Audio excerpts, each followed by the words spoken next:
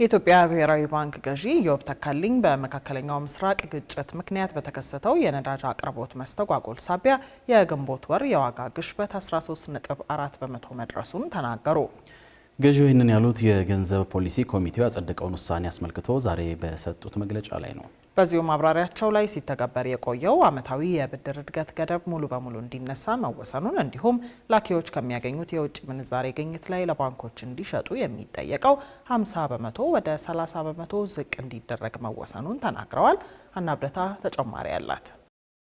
የኢትዮጵያ ብሔራዊ ባንክ የገንዘብ ፖሊሲ ኮሚቴ 7ኛ ስብሰባውን በማካሄድ በአገሪቱ ኢኮኖሚያዊ ነባራዊ ሁኔታዎች ላይ የተለያዩ ምክረ ሀሳቦችን አቅርቧል። ከነዚህም ውስጥ የዓመታዊ የብድር እድገት ገደብን ማንሳቱን የተመለከተው አንዱ ሲሆን ይህም ጥብቅ የፖሊሲ አቋም ለውጥ ሳይሆን ቀጥተኛ የፖሊሲ መሳሪያዎች ውጤታማ የሆኑ በመምጣታቸው የተወሰደ እርምጃ መሆኑ ተገልጿል።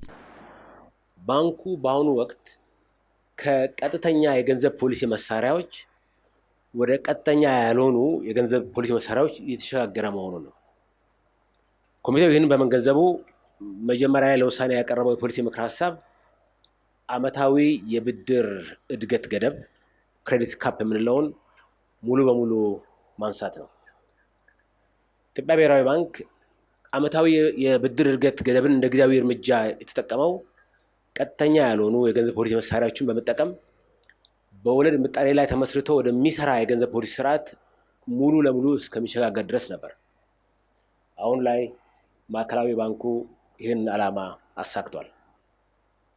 ነገር ግን እዚህ ላይ ግልጽ እንዲሆንና አጥብቄ የመናገር የምፈልገው ይህ የብድር እድገት ገደብ መነሳት ፈጽሞ የፖሊሲ ለውጥ ሳይሆን በመሳሪያ ወይም በአሰራር ዘዴ ላይ የተደረገ ለውጥ መሆኑ ነው። ሌላው ኮሚቴው ያሳለፈው ውሳኔ ከዋጋ ግሽበት ጋር የተያያዘ ሲሆን ወደ ነጠላ አሃዝ ወርዶ የነበረው የዋጋ ግሽበት በመካከለኛው ምስራቅ ጦርነት ሳቢያ እስከ ቀጣይ 6 ወራት በሁለት አሃዝ እንደሚቀጥል ነው የተገለጸው። ከሚያዝያ 2018 ጀምሮ በመካከለኛ ምስራቅ ግጭት ምክንያት የተከሰተው የነዳጅ አቅርቦት መስተጓጎል አጠቃላይ የዋጋ ግሽበት እንደገና እንዲጨምር አድርጓል።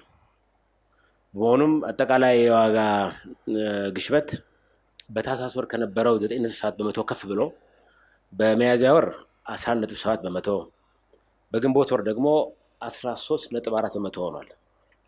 እዚህ ጭማሪ የምግብ ነክ የዋጋ ግሽበት 15 በመቶ እና ምግብ ነክ ያልሆነ የዋጋ ግሽበት 11 በመቶ ማደግ አስተዋጽኦ አድርገዋል። የኮሚቴው ግምገማ በቀጣዮቹ 6 ወራት የትንበያ ወቅት የዋጋ ግሽበት በሁለት አሃዝ ሊቆይ እንደሚችልና በታህሳስ ወር 2019 ዓ.ም ላይ ቅናሽ ሊያሳይ እንደሚችል ነው። ይህን ተከትሎም የገንዘብ ፖሊሲ ኮሚቴው የዋጋ ግሽበቱን ለመቀነስ የውጭ ምንዛሪ ኮሚሽንን ለመቀነስ የሚያስችል ምክረ ሀሳብ አቅርቦ ቦርዱ ማጽደቁም ተገልጿል። ኮሚቴው የብድር እድገት መስፋፋት በዋጋ ግሽበት ላይ አሉታዊ ጫና የሚያሳድር ሆኖ ሲገኝ የኢትዮጵያ ብሔራዊ ባንክ በእያንዳንዱ ባንክ ላይ በሚያካሂደው መደበኛ ግምገማ መሰረት ከመደበኛው የመጠባበቂያ ተቀማጭ የተለየ ተጨማሪ የመጠባበቂያ ተቀማጭ ታርጌትድ ሪዘርቭ ሪኳየርመንት እንዲተገብር ምክረ ሀሳብ ቀርቦ በቦርዱ ጸድቋል። የብሔራዊ ባንክ የውጭ ምንዛሬ ኮሚሽን መጠንን ከ2.5 በመቶ ወደ 1.5 በመቶ እንዲቀንስ የተደረገ ሲሆን ይህም ከሸቀጦች ገቢ ንግድ ጋር የተያያዙ ወጪዎችን ለመቀነስና በዋጋ ግሽበት ላይ የሚኖረውን ተጽዕኖ ለመገደብ ያግዛል።